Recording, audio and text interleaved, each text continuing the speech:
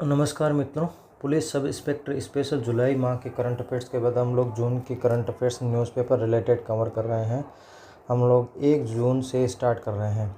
यह आजकल न्यूज़ में रहता है कि यूपीएससी जब से बेकाल झील के बारे में पूछा तब से राजस्थान में भी ये झील न्यूज़ में रहती है। वो पूछते हैं कि फलां झील किस कारण से न्यूज़ में रही। तो ये जो शेखावटी की सीकर झील है, ये आप देख पा रहे हैं, छोटे छोटे टापू बन गए हैं, बाकी जगह ये लैंड आ गया, मरुस्थलीकरण का विस्तार हो रहा है। इसकी वजह से ये सूखने के कगार पे हैं। तो ये रेवासा झील आप ध्यान रखना। दूसरी है कि भारत पहली बार ऐसा है जब डिफेंस सेक्टर में एक्सपोर्टर की भूमिका में है। भारत विश्व के उन शीर्ष देशों में है जो डिफेंस इक्विपमेंट की बहुत बड़ी मात्रा में पैसे और हथियारों के मामला में इम्पोर्टर रहा है, लेकिन अब एक्सपोर्टर भी बनने जा रहा है। कौन कौन सी चीज़ों में, एक आपको पता है कि ये ऑपरेशन सिंदूर में जो ब्रह्मोस क्रूज मिसाइल थी, दागो और भूल जाओ, एकदम सटीक टारगेट निशाना लगा के वहीं से विस्फोट हो जाती हैं। भारत और रसिया द्वारा निर्मित हैं। ये आकाश जो डिफेंस एयर सिस्टम है, 30 से 40 किलोमीटर के रेंज में जो लंबी रेंज के लिए इंडिया S-400 रसिया का इंपोर्ट करता है, लेकिन शॉर्ट रेंज के लिए India Akash number air defence system export भी करता है।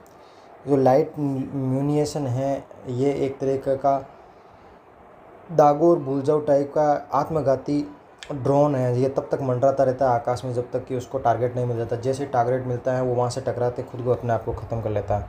तो नेत्र प्रणाली ये एक आँख की तरह इस सिस्टम पर ध्यान रखती है और जो कम्युनिकेशन बेस्ड रडार है उनको मैसेजिंग देता है। तो अब ये 4 चीज़ें हैं जो स्वदेशी निर्मित है और इंडिया इसको बेच भी रहा है। जो ब्रह्मोस मिसाइल है, ये आपको, चूँकि इंडिया एक्सपोर्ट के मामले में नया है तो ये चीज़ आपको याद रखनी चाहिए। फिलीपींस और वियतनाम को 1250 करोड़ का सौदा हो चुका है। जो आकाश एयर डिफेंस सिस्टम है वो आर्मेनिया से 6100 करोड़ रुपए का अनुबंध हो चुका है। हालांकि अभी फिलीपींस और यूएई के साथ फाइनल नहीं हुआ है सौदा। और ये जो लाइट म्यूनिशन ड्रोन और नेत्र एयरबोर्न वार्निंग सिस्टम है, ये पहले से ही साइप्रस, इंडोनेशिया और दक्षिण अमेरिका कुछ देशों को दिलचस्पी दिखाई है। तो इस तरीके से ये जो ब्रह्मोस मिसाइल है और फिलीपींस, वियतनाम और इंडोनेशिया को, अभी जब मैंने जुलाई माह का करंट अफेयर्स कंपाइल किया तो प्रधानमंत्री जी इंडोनेशिया के बाद जब गए तो उन्होंने वहाँ साइन लगभग कंफर्म कर लिया है। आर्मेनिया को एयर डिफेंस सिस्टम आकाश S-1 तो डिलीवरी ही जारी कर दी है। ये जो पिनाक बहुनल रॉकेट सिस्टम है, ये रॉकेट सिस्टम होता है, ये टैंक को पहचानता है, उस पर अटैक करता है। तो ये जो पिनाक बहुनल है ये तो पहले ही डिलीवरी कर चुका है। वहाँ पर ये शांतनाम से एम्प्लॉयड भी कर दिया गया है और इसकी जो मारक क्षमता है वो 75 किलोमीटर। तो आर्मेनिया को 2 चीज़ दे दी गई है, एक आकाश 1S एयर डिफेंस सिस्टम और एक ये पिनाक बहुनल रॉकेट सिस्टम। ठीक है, अगली खबर की पढ़ते हैं। ये मन की बात कार्यक्रम में बिहार के 2 आम की किस्म न्यूज़ में है, तो आपको ये ध्यान रखना चाहिए। 134वें एपिसोड में बिहार का सत्तू और जर्दालू आम की चर्चा की। उन्होंने कहा कि गर्मी से बचाएगा। फिर उन्होंने जो 29वीं नेशनल सीनियर एथलेटिक फेडरेशन जो रांची में हुई थी उसके बारे में भी इन्होंने चर्चा की है, तो आपको याद रखना चाहिए। जयपुर की एक रिसर्च संस्था है इंस्पिरा रिसर्च एसोसिएशन और Eglon institute of technology Faridabad में संयुक्त तत्वाधान में ये जो AI और सस्टेनेबल डेवलपमेंट संबंधित जयपुर में संगोष्ठी हुई है, इंटरनेशनल लेवल की है, नेशनल लेवल की है, इसलिए आपको याद रखना चाहिए। फिर ये स्पोर्ट रिलेटेड नेशनल लेवल के इवेंट इम्पोर्टेंट रहते हैं। राजस्थान फुटबॉल संघ है, उन्होंने श्रीनगर गंगानगर के एस्ट्रोटर्फ मैदान में प्रथम बार जो हो रही है राजस्थान सीनियर फुटबॉल लीग, उसका खिताब है गंगापुर सिटी FC ने जीता है। उन्होंने ये गंगापुर सिटी FC ने जिंक फुटबॉल अकेडमी उदयपुर को 3-2 से हराया था। ठीक है, अगली खबर देखते हैं कि ये एक बार सवाल इन्होंने पूछा था कि यूपीएससी के टॉपर कौन था, या फिर एक बार ये चार्टर्ड अकाउंटेंट में राजस्थान का जो लड़का टॉप आया था, इससे संबंधित भी सवाल RPSC पहुंच चुकी है।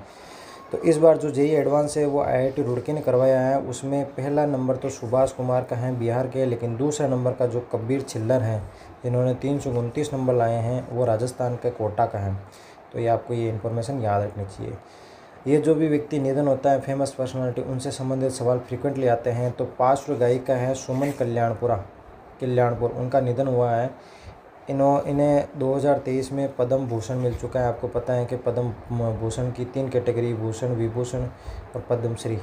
तो इनके जो गाने हैं वो आपने सुने होंगे। देखो, आजकल तेरे मेरे चार प्यार के चर्चे हैं बाज़ार में, ना ना करते प्यार मुझ, तुम रूठे ना सीना रहे ना रहे हम, तुमने पुकारा हम चले आए, बात मुकद्दर तक ये घड़ी आई, दिल ने फिर याद किया, जैसे यादगार गीत फेमस इन्होंने गाए हैं। ये जनरल सुब्रमण्य नए देश के CDS नियुक्त किए गए हैं। आपको पता है कि इन्होंने अनिल चौहान का स्थान लिया है। ये सैन्य थिएटर पर काम करे। सैन्य थिएटर एक ऐसा सिस्टम होता है जहाँ तीनों सेना का कंबाइंड एक सेंटर होता है जहाँ कम्युनिकेशन आसान होता है। सिंगापुर ओपन में भारत की जोड़ी ने, ये सात्विक और चिराग ने मिलकर इतिहास रचा। इतिहास रचने का मतलब है कि पहले ये कोई अवार्ड जीता ही नहीं था। इनका नाम है सात्विक साईराज रेड्डी और चिराग शेट्टी ने सिंगापुर ओपन के डबल में जो जीत कर इन्होंने वर्ल्ड की 3 नंबर जोड़ी इंडोनेशिया के फेजर अल्फियान और मोहम्मद साइफुल फिक्री को हराकर ये खिताब जीता है। तो ये याद रखना चाहिए, इन्होंने 18, 21, 17, 16 से ये खिताब जीता है। RCB ने टूर्नामेंट जीत लिया है। तो कोई महत्वपूर्ण इन्फॉर्मेशन है कि नरेंद्र मोदी स्टेडियम में खेला गया था। ये 19वां सीज़न था। गुजरात को 5 विकेट से हराया, दूसरी बार चैंपियन बने हैं। लगातार दूसरी बार चैंपियन बनने वाले मुंबई और चेन्नई के बाद तीसरी टीम बनी है। उसके बाद ऑरेंज कैप सूर्यवंशी को 776 रन बनने पर और पर्पल कैप कागिसो रबाडा को 29 रन बनाने पर है। विनर का याद रखने, जो टीम RCB जीती है उसको 20 करोड़ मिलेंगे। जो टीम उपविजेता रही है गुजरात को, उसको मिलेंगे 12.5 करोड़।